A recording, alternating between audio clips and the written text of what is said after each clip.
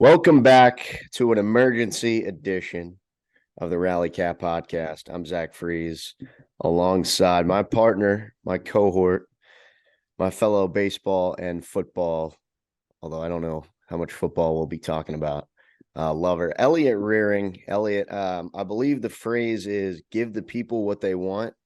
And we had one of our good friends, I believe Tim, said, he needs an emergency rally pod. Yep. So he's getting an emergency rally pod. Everyone, the people or the person that listens to this podcast, they're getting the emergency rally pod after a busy day in for the Cincinnati Reds. They signed Will Myers to a 1-year, $7.5 million deal with a player option.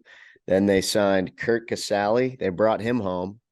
I don't know the exact contract. I don't know the exact number, but 1-year deal for him as well.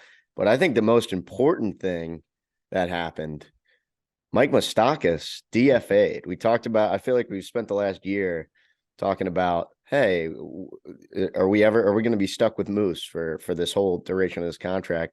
Reds are going to eat the 22 million, which that's probably the most positive development. The Will Myers, Kurt Casale signings are what they are. They're guys on the back ends of their career, and we know this team isn't going anywhere. But Mike Moustakas is free. We're free from Mike Moustakas and his 35 DL stints.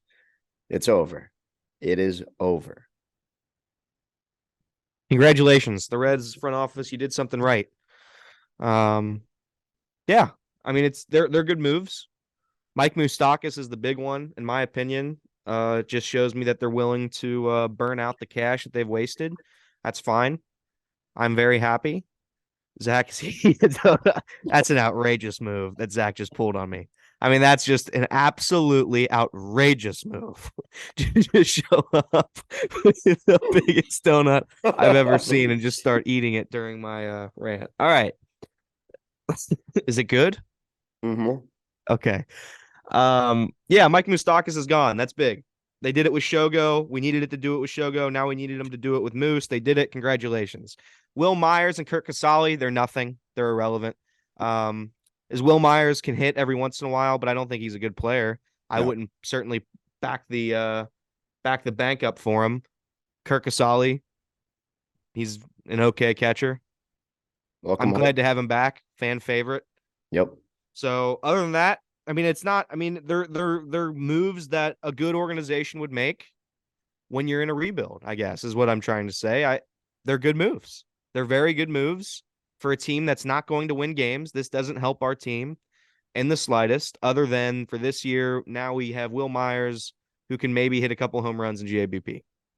Yeah, I think Will Myers was the signing I kind of expected in terms of a guy that's trying to, maybe you can fix him because he wasn't good last year. I mean, he had a bad year.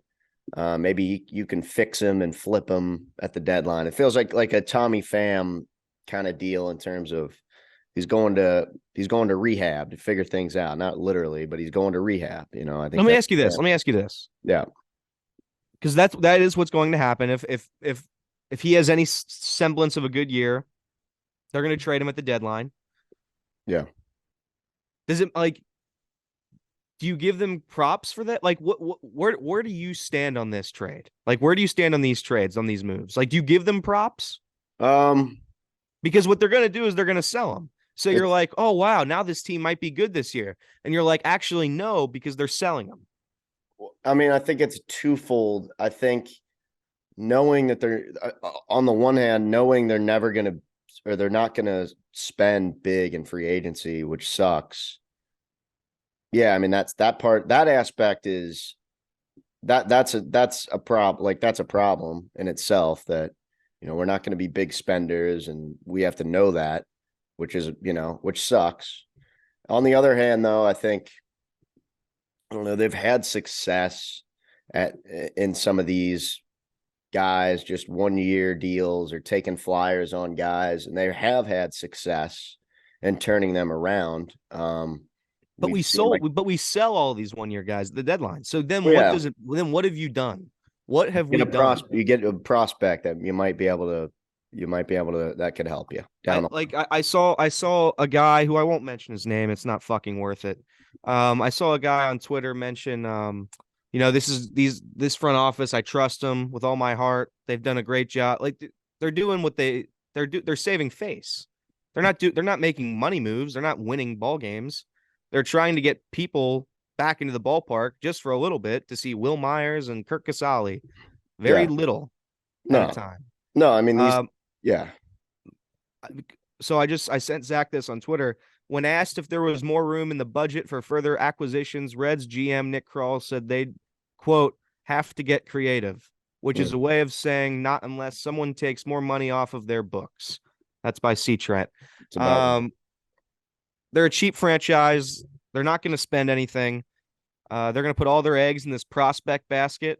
But the issue is, and again, you have to pay them eventually.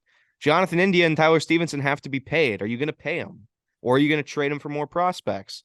When does this become, we're going to start spending to win games? When does that happen? 2025, probably. What do you think? 2025? Yeah. So 2020. I don't know. I mean, I'm not mad at these moves. They were good moves. They're holding in tennis. I'm a tennis guy. You're holding serve. You're doing your job. You're there. You're a warm body. You're doing your job in the front office. I equate the next couple of years to like 2025 mostly. I equate it to like having like a franchise quarterback. You might as well go all in when these guys, when he's on his rookie deal. Like you might as well go all in 2024, 2025 when you have Ellie De La Cruz, Noel V. Marte, all these good prospects on their rookie deal when they're on the rookie deals, because once they start going to arbitration and those guys, you have to pay those guys 9, 10, whatever, how many millions of dollars. We know they're probably not going to spend. So they might as well, hopefully that'll be, I don't know. I would hope that would maybe be the case. Maybe you look at it that way, but I'm not optimistic. 2025, they have to spend, right? That's when it starts. But they're not going to spend. You think Bobby Cohen, you think that guy is not going to spend more money in 2025? Oh, yeah. Well, we'll get outspent forever. And by the way, I've never asked the Reds to spend like the Yankees. I've never once done it. I asked them to try at a consistent level. Yeah. They tried in 2019, they tried in 2020. Then they stopped trying because they cried poor because of the coronavirus, which every franchise in America has had to deal with. Facts. You don't get credit for me for doing your jobs. I mean, you do your jobs well, then we can start throwing around parades. I agree. Mo Ager says that all the time. Like they shouldn't get props for just like trying. Just like you shouldn't get props just for like trying to be competitive. Like Will Myers, Kirk Casale, and DFAing a guy who can't play baseball. That's doing your jobs. You're not doing it well. You're doing your jobs. I mean, so yeah. That's my thoughts on it. I mean, there's not really else too much to say. Oh, I think I'm sorry. we're gonna sign a pitcher here eventually. I don't know. We've got Nick Krall said that they're gonna have to check the books on that one real quick, see if they got anything left. I don't know. I'd love Johnny Cueto to come back selfishly, not because of like so he can sell the bobble bellies and the whatever, the comic books or whatever, but I would selfishly, like, I love Johnny Cueto. I'd love to see him back. I'm buying into I'm a sucker, and I'm definitely gonna buy a ticket to see Cueto's first start probably. But Tucker Barnhart, let's talk Tucker Barnhart real quick. Went to the Cubs. I'm pretty honestly, and I'm gonna say this really, to be honest, I'm gonna be as nice as I can. And I like Tucker Barnhart. I have no like he's a just dreadful bat hitter. He was dreadful last year at the plate. Good defensively, wasn't as good as he's been in the past.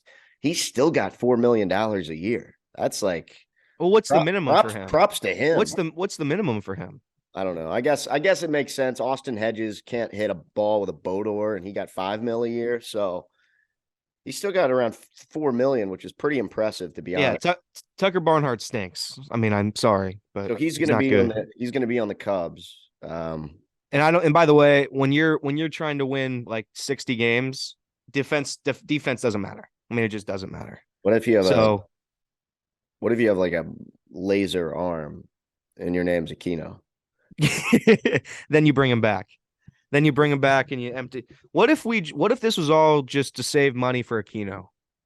No, he already All signed. this He's in cutting, all Japan, right? this quitting. We're gonna give Aquino 25 years, 700 trillion.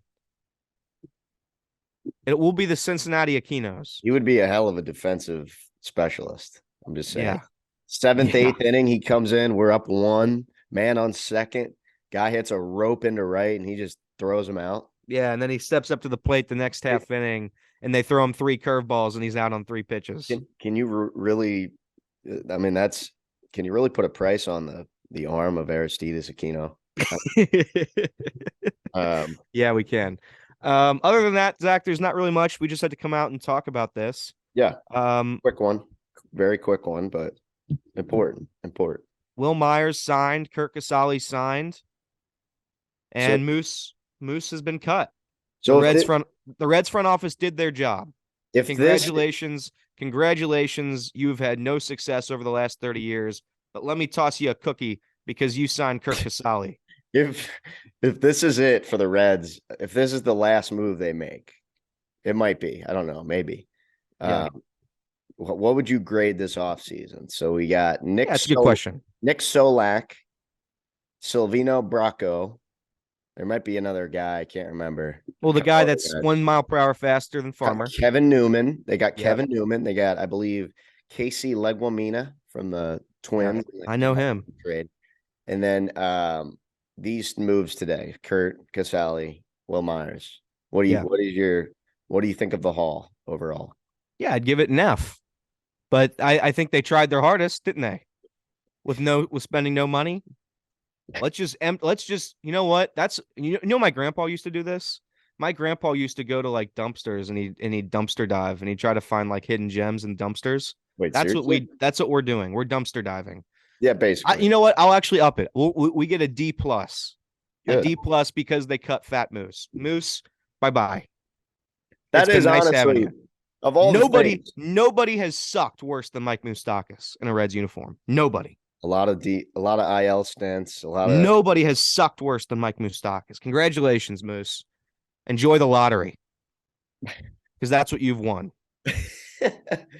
Now he's gonna sign with the Cardinals on a minor league deal. Good. I hope that he's gonna hit 370. He's gonna win the batting title. Unreal stuff. All right. Well, I think that just about wraps it up. Appreciate everybody listening. I actually one more thing. Sure. If you're excited about these moves, you don't like to win baseball games. Go ahead, Zach. Now sign them off. All right. Well, that's a great way to end it. Appreciate everybody for listening. Happy holidays. Love you guys. Peace.